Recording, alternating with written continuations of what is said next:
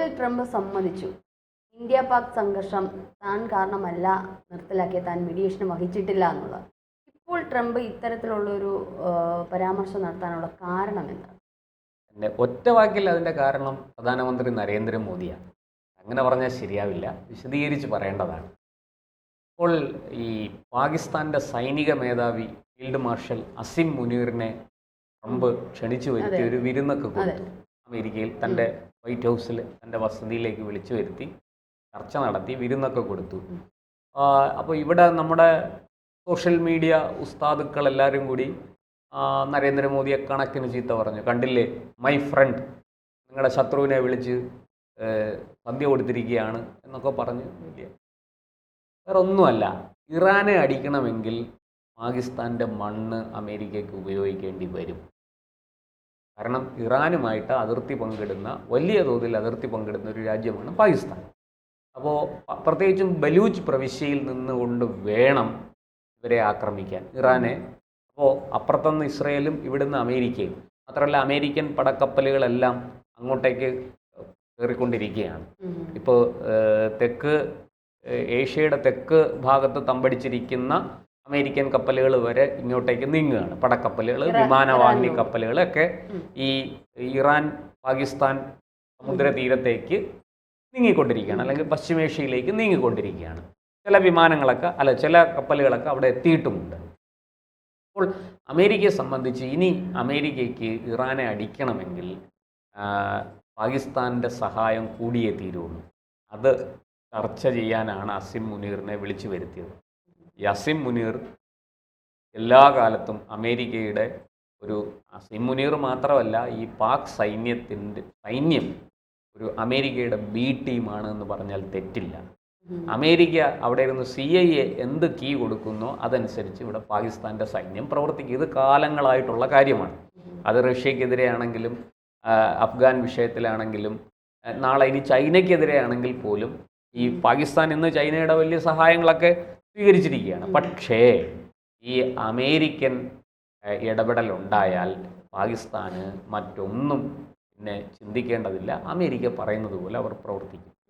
ഇപ്പോൾ ഈ പറഞ്ഞതുപോലെ ഇസ്രായേൽ നമ്മുടെ ഇറാൻ യുദ്ധം കൊടുമ്പിരിക്കൊണ്ടിരിക്കുന്ന ഒരവസരത്തിൽ, ആ സംഘർഷം കൊടുമ്പിരിക്കൊണ്ടിരിക്കുന്ന അവസരത്തിൽ അമേരിക്കയും ഇസ്രായേലിനൊപ്പം ചേരും എന്ന വിവരം പുറത്തു വന്നിട്ടുണ്ട്.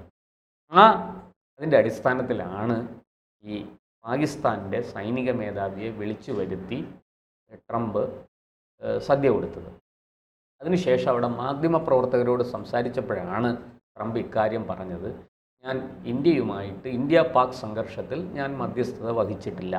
അതാണ്ട് എൻ്റെ അറിവ് ശരിയാണെങ്കിൽ ഒരു 12-14 വട്ടം ട്രംപ് പല അവസരങ്ങളിലായിട്ട് ഞാൻ മധ്യസ്ഥത വഹിച്ച് ഞാനാണ് ഈ സംഘർഷം അവസാനിപ്പിച്ചത് എന്ന് വലിയ വായിൽ വിളിച്ചു കൂവിയത് നമ്മളൊക്കെ കേട്ടതാണ്. അവിടെ നിന്ന് ഒറ്റ രാത്രി കൊണ്ട് മലക്കം മറിഞ്ഞിരിക്കുകയാണ് ട്രംപ് ഇപ്പോൾ. അതിൻ്റെ കാരണമുണ്ട്. ഈ അസിം മുനീറുമായിട്ട് ഈ പറയുന്നത് പോലെ ഒരു വലിയ സഹകരണത്തിലേക്ക് പോകുമ്പോൾ ഇന്ത്യ പിണങ്ങും. പ്രത്യേകിച്ചും നരേന്ദ്രമോദി നിസ്സാരക്കാരനല്ല. സാധാരണ രാഷ്ട്രത്തലവന്മാരോട് ഇടപെടുന്നത് പോലെ നരേന്ദ്രമോദിയോട് ഇടപെടാൻ സാധിക്കില്ല എന്ന് ട്രംപിനറിയാം. ട്രംപ് തന്നെ പറഞ്ഞു, വെരി ടഫ് നെഗോഷിയേറ്റർ, ഒരു വിട്ടുവീഴ്ചയും ചെയ്യല്ല. നെഗോഷിയേഷൻ ചെയ്യുന്ന സമയത്ത് നരേന്ദ്രമോദി ഒരു വിട്ടുവീഴ്ചയും ചെയ്യാറില്ല. എൻ്റെ വലിയ സുഹൃത്താണ്, ഞങ്ങൾ തമ്മിൽ വലിയ അടുപ്പമാണ്, ഒക്കെ ശരിയാണ്. പക്ഷേ is A very tough negotiator എന്നാണ് നരേന്ദ്രമോദിയെക്കുറിച്ച് ട്രംപ് പറഞ്ഞത്. ട്രംപ് മുമ്പും ഇത് പറഞ്ഞിട്ടുണ്ട്. ട്രംപിനറിയാം പാകിസ്ഥാൻ സൈനിക മേധാവി, അതും ഈ അസിം മുനീർ എന്ന് പറയുന്ന സൈനിക മേധാവിയാണ് ഈ പഹൽഗാം അറ്റാക്കിന് ഏതാണ്ട് 2 ആഴ്ച മുമ്പ് ഇന്ത്യക്കെതിരെ യുദ്ധം ചെയ്യണം, വളരെ മതപരമായ വർഗീയപരമായ ഒരു പ്രസംഗം നടത്തിയത്. തീവ്രവാദികളെയും ഭീകരന്മാരെയും അങ്ങേയറ്റം പ്രോത്സാഹിപ്പിക്കുന്ന പ്രസംഗമായിരുന്നു അത്. കാശ്മീരിൽ സംബന്ധിച്ച ഒരു പ്രസംഗമാണ് ഈ അസിം മുനീർ അന്ന് നടത്തിയത്. എന്തായാലും അതിനുശേഷമാണ് ഈ അറ്റാക്ക് ഉണ്ടായത്. അതുകൊണ്ട് തന്നെ ഇന്ത്യക്ക് അസിം മുനീറിനോട് കടുത്ത അതൃപ്തിയും എതിർപ്പുമുണ്ട് എന്ന് ട്രംപിനറിയാം. അപ്പോൾ സ്വാഭാവികമായിട്ടും അസിം മുനീറുമായിട്ട് സഹകരണത്തിന് പോയാൽ അത് തീർച്ചയായിട്ടും ഇന്ത്യയുടെ ഒരു അപ്രീതി അക്കാര്യത്തിൽ ഉണ്ടാവും. നരേന്ദ്രമോദി എന്ന് പറയുന്ന മനുഷ്യൻ നിസ്സാരക്കാരനല്ല. ഇനി ട്രംപ് അല്ല, ആര് വിചാരിച്ചാലും നരേന്ദ്രമോദിയുടെ നിലപാടിന് മാറ്റമില്ല.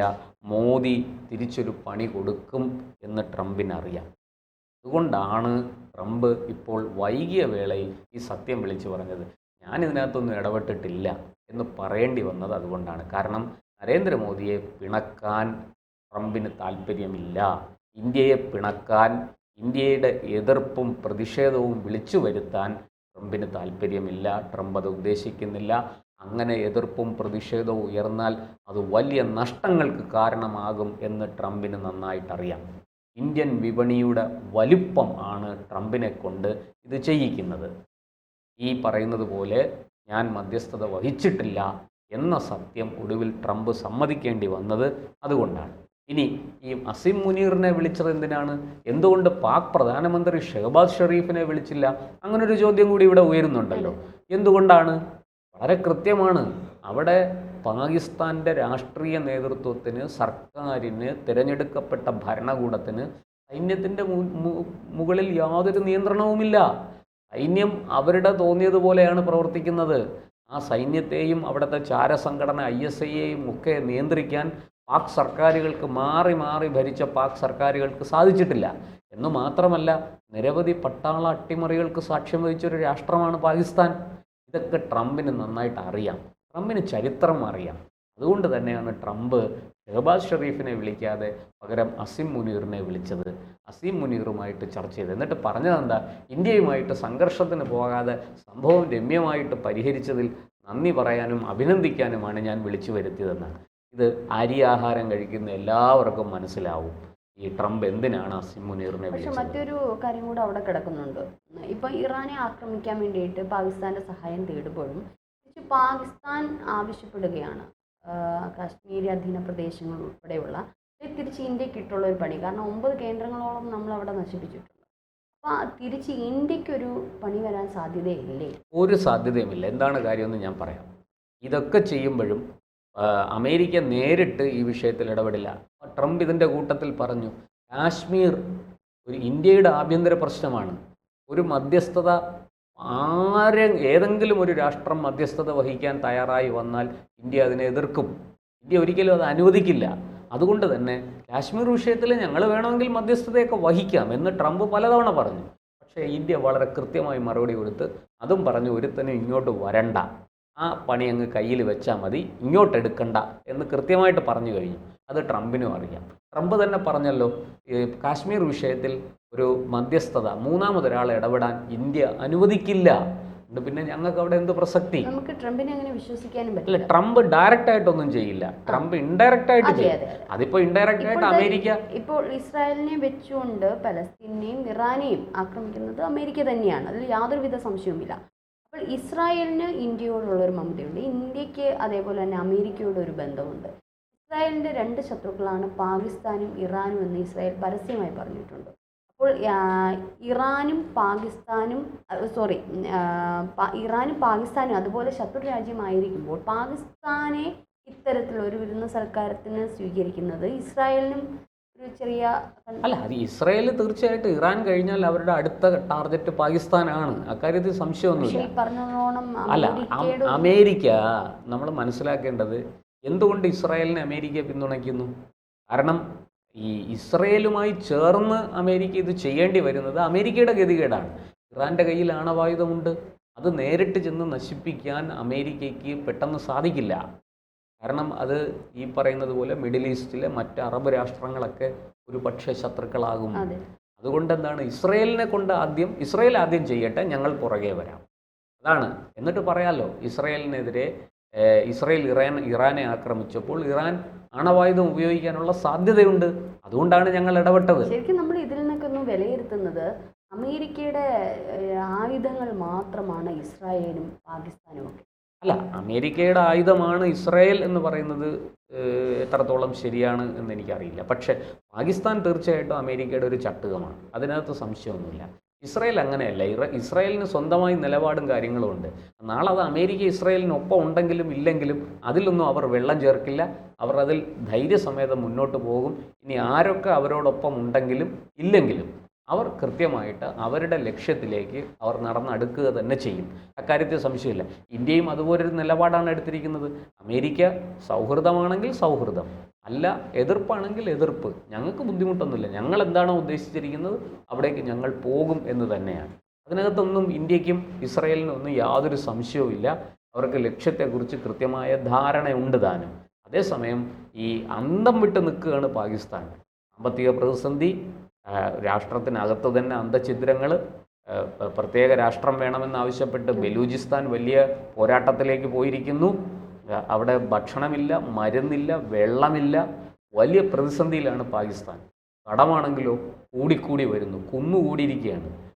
ഏതാണ്ട് 76,007 ബില്യൺ പാകിസ്ഥാൻ രൂപയുടെ കടത്തിലാണ് അവർ നിൽക്കുന്നത്. ഇന്ത്യൻ രൂപയിലേക്ക് അത് മാറ്റിയാൽ 23.1 ട്രില്യൺ രൂപയുടെ ഇന്ത്യൻ രൂപയുടെ കടത്തിലാണ്. വലിയ പ്രതിസന്ധിയിലാണ് പാകിസ്ഥാൻ. ഈ പ്രതിസന്ധി ഒന്നും ഇന്ത്യക്കോ ഇസ്രായേലിനോ ഒന്നും ഒരു വിഷയമേ അല്ല. അവർ അവരുടെ ലക്ഷ്യത്തിലേക്ക് പോകും. അത് ഏറ്റവും നന്നായിട്ട് അറിയുന്നതും ട്രംപിന് തന്നെയാണ്. ട്രംപിൻ്റെ ഇപ്പോഴത്തെ ആവശ്യം ഇറാനെ ആണവ നിർവ്യാപനത്തിലെത്തിക്കുക, ആണവ നിരായുധീകരണത്തിലെത്തിക്കുക എന്നുള്ളതാണ്. അത് ഇല്ലെങ്കിൽ അമേരിക്കയ്ക്ക് അറിയാം അതിൻ്റെ അപകടം. അവർ ആദ്യം അതെടുത്ത് പ്രയോഗിക്കുക അമേരിക്കയ്ക്കെതിരെ തന്നെ ആയിരിക്കും. ആ ഭയം അമേരിക്കയ്ക്കുണ്ട്. അതുകൊണ്ടാണ് അമേരിക്ക ഇപ്പോൾ ഇങ്ങനെ ഈ രൂപത്തിൽ പാകിസ്ഥാൻ്റെ സഹായം തേടി രംഗത്ത് വന്നിരിക്കുന്നത്.